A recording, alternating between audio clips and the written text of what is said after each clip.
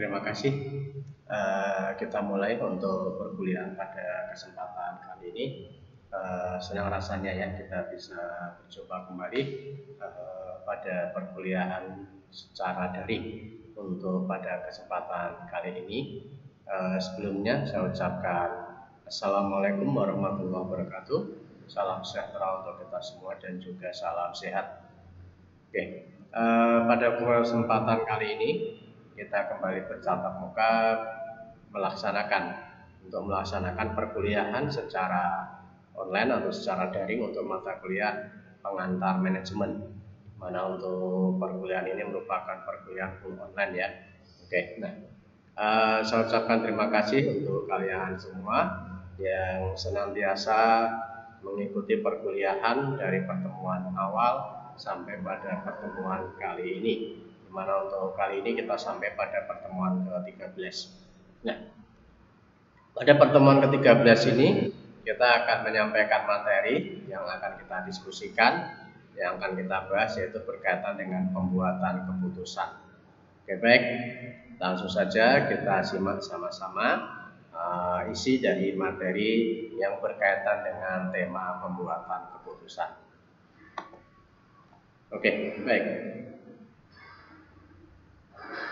Jadi kalau kita berbicara tentang pembuatan keputusan, ini memang di dalam organisasi tidak setiap orang ya memiliki kewenangan di dalam membuat keputusan. Making decision is a fundamental life skill. Jadi pengambilan keputusan adalah ini ya, life skill fundamental. Oke. Jadi dalam suatu organisasi berkaitan dengan fungsi perencanaan dan juga berkaitan dengan hal-hal lain, tentunya di sini seorang manajer ini dihadapkan pada berbagai macam masalah, di mana dari masalah itu tentunya ada alternatif-alternatif yang tentunya nanti di sini seorang manajer harus mampu ya membuat keputusan-keputusan tertentu, yang mana keputusan yang dibuat ini tentunya akan memberikan manfaat ya bagi organisasi itu sendiri. Nah, sebelum kita lebih jauh berbicara tentang pengambilan keputusan, di sini ada beberapa definisi tentang pengambilan keputusan yang disampaikan oleh beberapa ahli. Jadi untuk kriteria yang pertama di sini merupakan bahwasanya pengambilan keputusan adalah sebagai pemilihan yang didasarkan pada kriteria tertentu atas dua atau lebih alternatif yang mungkin. Samping itu juga George G.R. menyatakan bahwasanya proses pengambilan keputusan itu dikerjakan oleh kebanyakan manajer berupa suatu kesadaran, kegiatan pemikiran yang termasuk di dalamnya adalah pertimbangan, penilaian, pemilihan di antara sejumlah alternatif.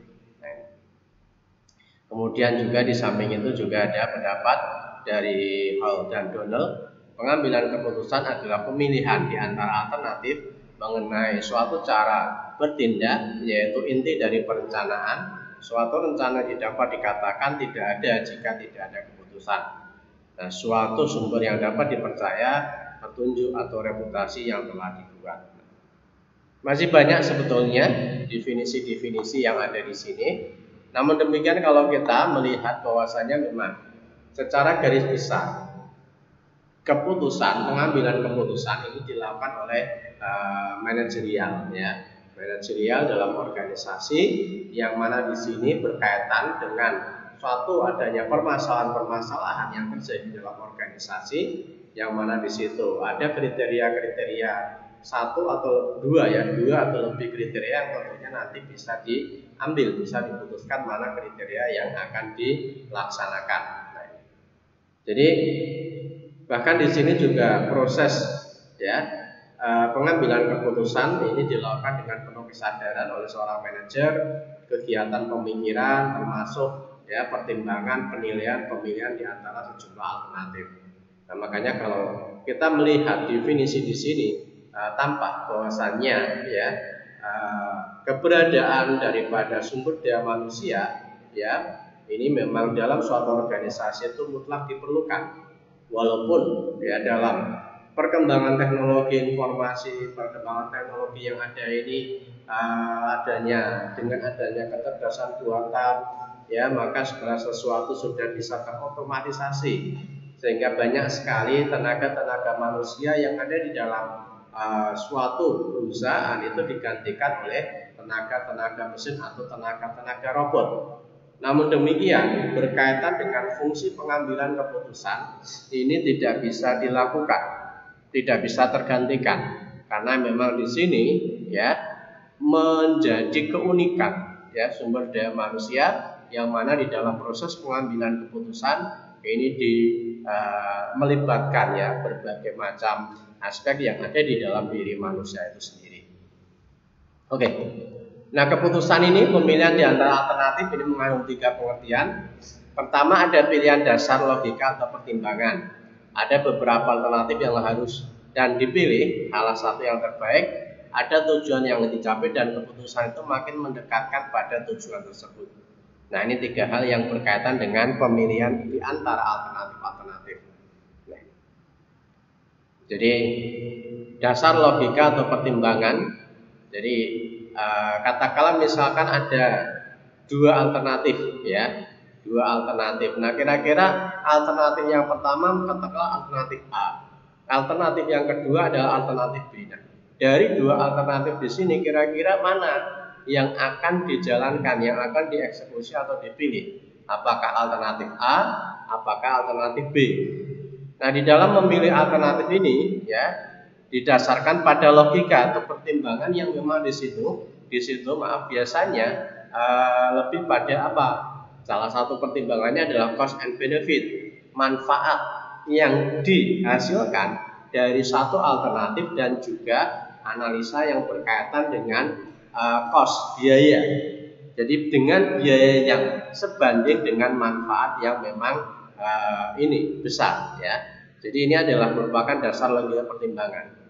Nah, sehingga di sini tentunya nanti bisa memilih alternatif yang terbaik, di mana alternatif ini tentunya merupakan alternatif yang paling mendekatkan untuk pencapaian tujuan organisasi yang memang sudah ditetapkan. Oke. Nah, proses yang digunakan untuk memilih suatu tindakan sebagai cara pemilihan ini secara umum, proses pengambilan keputusan ini terdiri dari 3 tahap. Ya, pertama adanya masalah, kemudian pemecahan masalah dan pengambilan keputusan. Jadi menurut Stoner di sini tampak bahwasanya setiap keputusan didasarkan pada pemecahan masalah. Ya, bagaimana suatu masalah terjadi dalam suatu organisasi, kemudian bagaimana masalah ini bisa dipecahkan, dan tentunya di sini pemecahan masalah ini melibatkan proses pengambilan keputusan. Nah, ini pemahamannya bukan berarti mencari-cari masalah, bukan ya. Tapi bagaimanapun juga di dalam menjalankan aktivitas bisnis ya, organisasi ini tentunya tidak luput dari masalah. Dalam artian masalah itu selalu ada. Ya, karena memang di dalamnya begitu banyak sumber-sumber daya yang ada ya. Bagaimana di situ ada lingkungan bisnis, ada kompetitor ya, ada customer, ada supplier, ada karyawan. Nah, ini karena melibatkan stakeholder yang begitu banyak, maka ya di sini yang namanya masalah ini selalu ada ya, bahkan mungkin datangnya itu rame-rame keroyokan itu bisa saja terjadi. Nah, sehingga ketika terjadi masalah-masalah yang timbul dari konsekuensi dari proses bisnis, maka di sini harus melakukan pemecahan masalah. Bagaimana masalah ini bisa terselesaikan? Nah, tentunya di sini adalah kaitannya pemecahan masalah ini berkaitan dengan pengambilan keputusan. Contoh misalkan saja perusahaan dalam 3 bulan terakhir ternyata penjualannya ini mengalami penurunan. Jadi volume penjualan selama 3 bulan terakhir ini terus cenderung mengalami penurunan. Nah, ini merupakan suatu masalah, penemuan masalah. Ada apa sebenarnya kok sampai penjualan ini menurun? Nah, kemudian di situ juga proses dari masalah tersebut, maka di sini berupaya untuk melakukan pemecahan masalah. Nah, dari pemecahan masalah ini tentunya nanti akan muncul alternatif-alternatif. untuk penyelesaian, oh yang pertama apa, yang kedua apa, yang ketiga apa. Nah dari 3 alternatif itu atau mungkin lebih baru dilakukan proses pengambilan keputusan dari alternatif-alternatif yang ada. Nah ini pemahaman tentang pengambilan keputusan ini juga berkaitan dengan melakukan penilaian dan menjatuhkan pilihan. Kemudian sebagai penentuan serangkaian kegiatan untuk mencapai hasil yang diinginkan. Ini secara gambaran ya bagaimana pengambilan ini. Nah, kemudian di sini keputusan yang diambil agar bermanfaat ini paling tidak harus ya memuat 4 sifat. Yang pertama adalah unik. Jadi keputusan yang diambil tidak akan berulang kembali. Jadi tentunya di sini ketika suatu masalah ini terjadi, maka tentunya proses pengambilan keputusan ini adalah berkaitan dengan penyelesaian masalah tersebut, ya kan? Namun demikian, ketika masalah itu terjadi pada konteks yang sama, maka ya tentunya proses pengambilan keputusan tidak lagi dilakukan, karena proses pengambilan keputusan itu menggunakan pendekatan yang memang sudah pernah dilakukan. Nah, jadi proses pengambilan keputusan itu akan dilakukan manakala memang di situ suatu kejadian atau permasalahan yang terjadi ini memang merupakan permasalahan yang baru. Ya makanya di sini keputusan yang diambil ini memang bersifat unik, ya. Unik itu tidak sama gitu ya, tidak berulang. Kemudian tidak pasti. Keputusan yang diambil memiliki ketidakpastian. Mengapa keputusan ini tidak pasti? Karena keputusan di sini berkaitan dengan eksekusi yang akan dilakukan di masa yang akan datang. Jadi di saat melakukan proses pengambilan keputusan, ini belum melakukan action, belum melakukan tindakan. Ya, tindakannya itu adalah setelah keputusan itu diambil. Nah, maka ketika suatu aktivitas dilakukan di masa yang akan datang, ini tentunya sifat daripada masa yang akan datang ini memang penuh dengan ketidakpastian. Nah, untuk itu tentunya terkait dengan proses pengambilan keputusan, ya tentunya di sini harus mendapatkan informasi-informasi yang relevan baik untuk saat ini atau untuk masa yang akan datang sebagai pendekatan untuk memastikan bahwasanya suatu keputusan ini memang bisa terrealisasi, bisa dilaksanakan di masa yang akan datang dengan dampak-dampak yang memang mendekati tingkat keberhasilan yang optimal.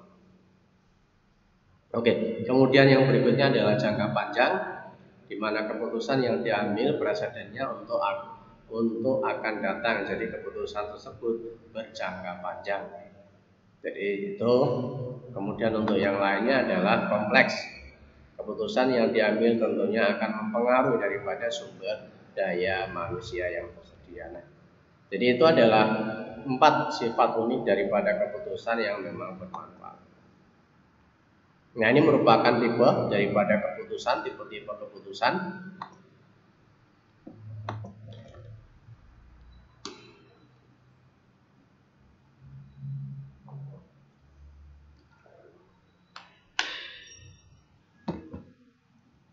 Oke, kita lanjutkan. Jadi tipe-tipe keputusan ini kalau Anda lihat, jadi yang pertama ada keputusan terprogram, ada keputusan yang tidak terprogram, dan juga ada keputusan dengan kepastian, resiko, dan ketidakpastian.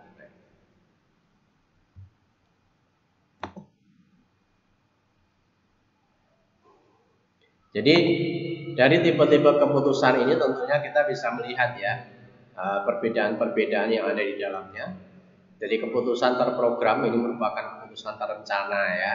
Ini jadi misalkan saja berkaitan dengan pembuatan anggaran. Nah, ini merupakan keputusan yang terprogram. Ya, sedangkan kalau keputusan yang tidak, ini merupakan keputusan yang memang sifatnya spontan. Dalam artian ini kejadiannya adalah pada saat tertentu saja. Ini.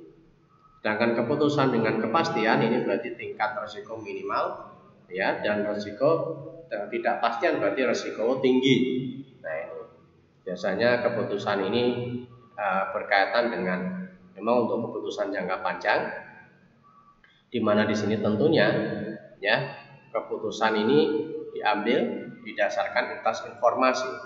Jadi ketika informasi yang dijadikan sebagai dasar dalam pengambilan keputusan ini kualitasnya kurang baik, maka tentunya di sini penuh dengan ketidakpastian. Tetapi kalau informasi yang diambil, keputusan yang diambil ini didasarkan pada informasi yang baik, kualitasnya baik, maka di situ juga akan menghasilkan keputusan yang memang penuh dengan kepastian. Nah, ini merupakan fase di dalam pengambilan keputusan. Jadi yang pertama adalah aktivitas intelijensia, di mana ini merupakan proses kreatif untuk menemukan kondisi yang mengharuskan keputusan dipilih atau tidak. Kemudian di situ ada aktivitas desain, kegiatan yang mengembangkan konsep berdasarkan aktivitas intelijensia untuk mencapai tujuan. Kemudian aktivitas pemilihan, memilih satu dari sekian banyak alternatif dalam pengambilan keputusan yang ada. Nah, ini beberapa teknik di dalam pengambilan keputusan. Yang pertama ada operational research atau riset operasi. Ini menggunakan metode saintifik dalam analisis dan pemecahan persoalan atau masalah. Linear programming, ini riset dengan rumus matematik. Kemudian gaming wargame, ini teori penentuan strategi. Kemudian probability, ini teori kemungkinan yang diterapkan pada kalkulasi rasional atas hal-hal yang tidak normal. Ini adalah proses pengambilan keputusan ya, teknik-tekniknya. Masih banyak ini ya. Nah, ini proses pengambilan keputusan. Ini tahap 1, tahap 2, tahap 3, tahap 4, tahap 5. Tahap 1 merumuskan problem yang dihadapi ini. Jadi ini berangkat dari masalah. Kemudian tahap kedua ini menganalisa problem. Ya, kemudian dari tahap 3 menetapkan sejumlah alternatif. Kemudian tahap keempat mengevaluasi setiap alternatif. Tahap yang kelima ini adalah memilih alternatif keputusannya. Jadi dari sini tampak bagaimana setiap keputusan yang diambil ini memang didasarkan atas permasalahan-permasalahan yang muncul, permasalahan-permasalahan yang timbul dalam kaitannya dengan bisnis yang dijalankan.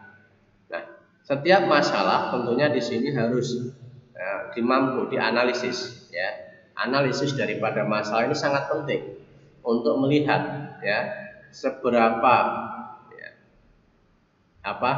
ini intens daripada masalah itu, dampak-dampaknya bagaimana penyelesaiannya ya, sumber masalahnya seperti apa. Ini melakukan analisa secara menyeluruh ya.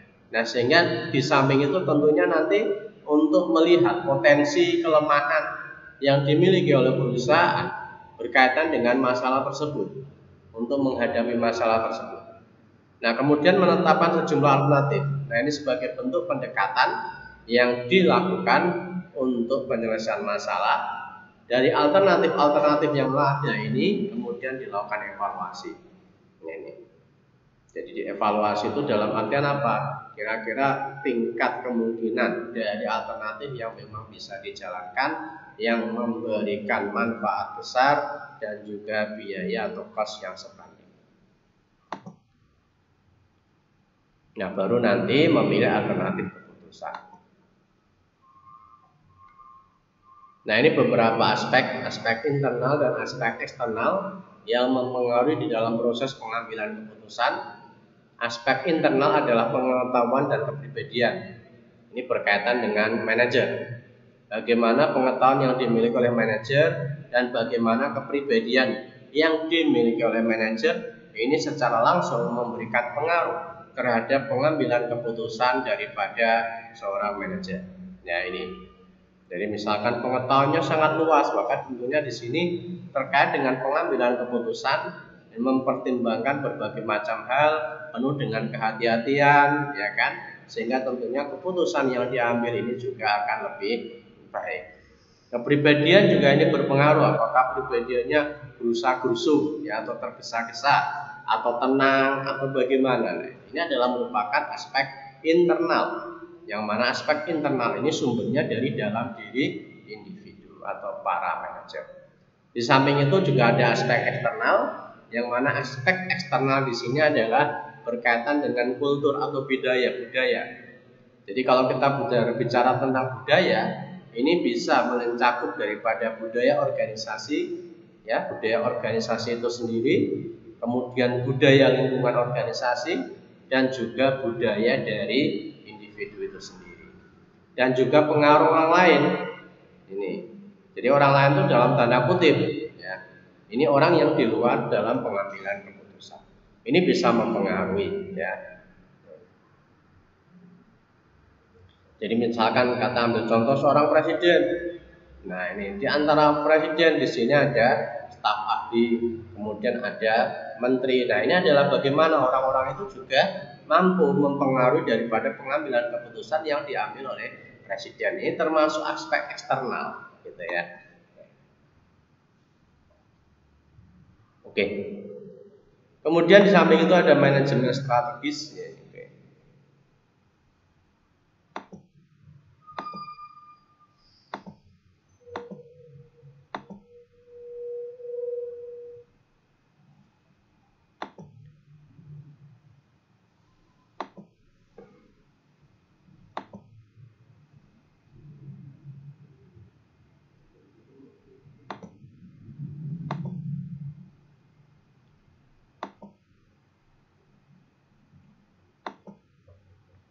Baik, nah ini adalah gambaran bagaimana proses pengambilan keputusan, ya. Kalau tadi dalam gambar, nah ini adalah proses pengambilan keputusannya, ya. Jadi proses pengambilan keputusan merupakan tahapan-tahapan yang harus dilalui atau digunakan untuk membuat keputusan. Nah, ini secara garis besar, ini memang ada 3 tahapan. Jadi menemukan masalah, ya, masalah harus diidentifikasi dengan jelas sehingga perbedaan antar masalah dan bukan masalah, misalkan isu, menjadi lebih jelas. Kemudian pemecahan masalah, ini pada tahap ini masalah yang sudah ada atau sudah jelas itu kemudian diselesaikan. Ini langkah-langkah yang dilakukan. Identifikasi alternatif-alternatif untuk pemecahan masalah, identifikasi faktor-faktor yang tidak dapat diketahui sebelumnya atau di luar jangkauan manusia, identifikasi peristiwa-peristiwa di masa yang akan datang atau state of nature. Nah, ini kemudian juga pembuatan alat sarana untuk mengevaluasi, mengukur hasil berbentuk tabel, ya, pemilihan dan penggunaan model pengambilan keputusan, dan yang terakhir adalah pengambilan keputusan berdasarkan keadaan lingkungan atau kondisi yang ada, yaitu pasti, tidak pasti, resiko atau konflik, ya. Nah, itu adalah merupakan tahapan dalam proses pengambilan keputusannya ini, ya.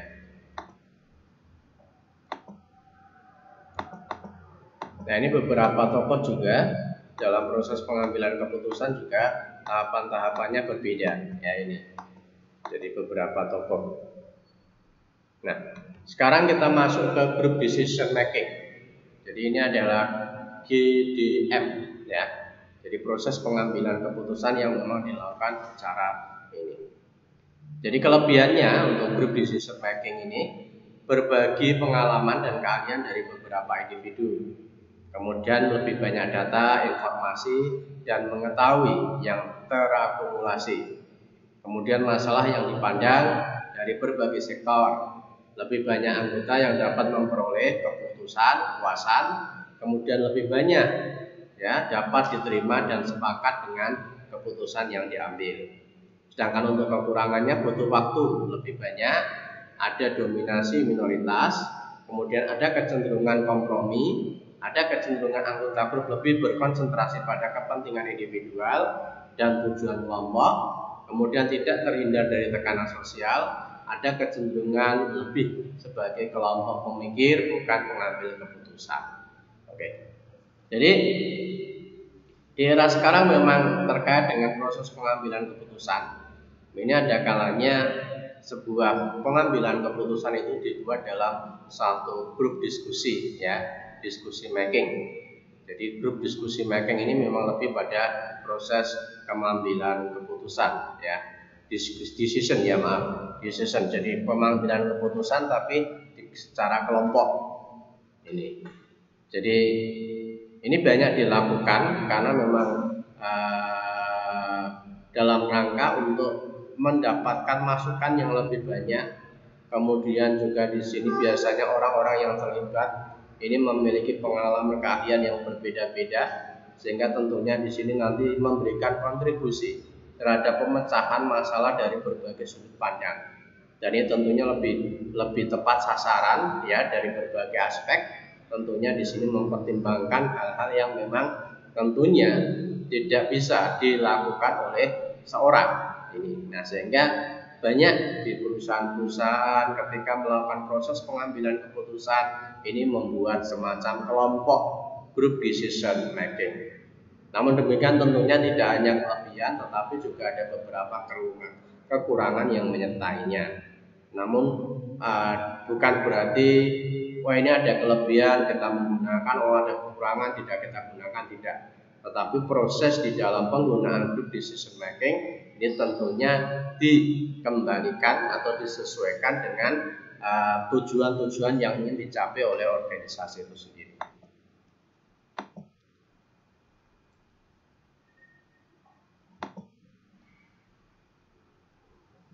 Nah, ini bagaimana guideline untuk decision making. Jaga komitmen dalam proses pengambilan keputusan. Jadi manfaatkan komitmen ini dan biarkan data informasi yang terpercaya, bukan emosi yang mengarahkan keputusan. Nah, ini. Jadi dalam proses pengambilan keputusan ini memang data informasi ini yang menjadi landasan, bukan emosi yang mengarahkan keputusan. Namun demikian tidak jarang ya, terutama karena mungkin kurangnya pengalaman ya, sehingga di situ sering di dalam proses pengambilan keputusan ini melibatkan emosi dari pengambil keputusan itu sendiri. Tentunya keputusan tersebut ini tentunya tidak baik. Dapatkan asupan dari staf khususnya yang berkaitan dengan permasalahan kerja yang bersangkutan sebelum membuat keputusan kunci. Hindari sebisa mungkin pengambilan keputusan top down. Nah, ini top down itu keputusan dari atas ke bawah. Kebalikannya adalah bottom up, dari bawah ke atas. Jadi kalau bottom up di sini memang lebih banyak disarankan karena bagaimanapun juga bottom up ini dasar di dalam proses pengambilan keputusan. Ini memang lebih pada permasalahan yang mendasar ini. Karena memang melibatkan ya kontribusi peran serta daripada bawahan untuk memberikan masukan sebelum keputusan ini diambil. Itu kalau bottom up. Beda dengan top down. Kalau top down ini keputusan memang mutlak diambil oleh seorang manajer. Kemudian nanti dari keputusan itu ini disosialisasikan. Padahal akar-akar permasalahan ini memang biasanya dari bawah. Ya, informasi-informasi ini biasanya malah dari bawahan. Nah, ini. Makanya ini dihindari pola pengambilan top down. Yakin terhadap dukungan kelompok pengambilan keputusan dalam organisasi. Nah, ini beberapa guideline untuk pengambilan keputusan. Nah, ini teknik yang digunakan untuk menghasilkan kualitas ya di dalam group decision making. Ya, yang pertama adalah brainstorming, ya, membuka segala kemungkinan pemikiran tanpa harus dievaluasi. Ya, nominal group teknik, suatu proses rancangan struktural untuk menstimulasi secara kreatif group decision making. Manakala ada kelemahan dalam pencapaian kesepakatan atau ada kelemahan penguasaan pengetahuan terhadap permasalahan yang dihadapi dari para anggota. Kemudian juga ada DLP teknik. Ini adalah suatu teknik analisis yang digunakan untuk memprediksi keadaan masa depan tanpa harus melibatkan pertemuan dengan group decision making. Kemudian develop advocacy approach.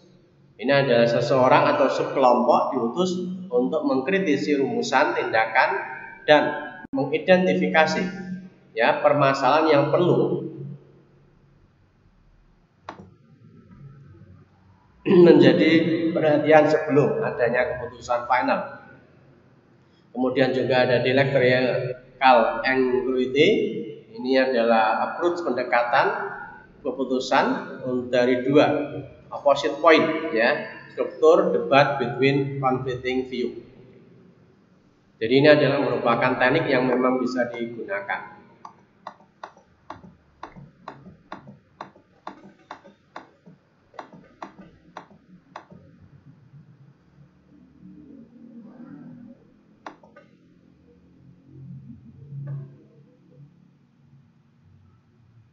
Ini 4 model umum dalam pengambilan keputusan: iconic skill model, analog model, matematika kuantitatif model, dan mental model. Kalau untuk yang iconic, ini penyederhanaan dari model abstrak. Replika fisik dari sebuah sistem biasanya berdasarkan perbedaan skala dibandingkan dengan aslinya. Kalau untuk analog model, ini berlawanan dengan model iconic, tidak mirip dengan sistem yang real tetapi mempunyai perilaku yang mirip. Kalau matematikal atau kuantitatif, ini hubungan yang kompleks dari banyak sistem umumnya tidak dapat sepenuhnya terwakili. Untuk dapat mengabstraksikannya diperlukan pemanfaatan model-model matematik. Kemudian ada juga mental model, ini memberikan gambaran subjektif bagaimana seseorang memikirkan tentang suatu situasi.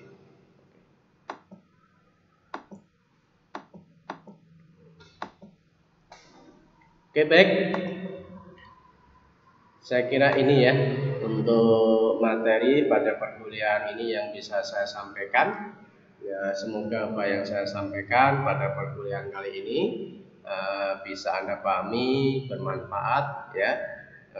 Dan di sini juga ada share materi.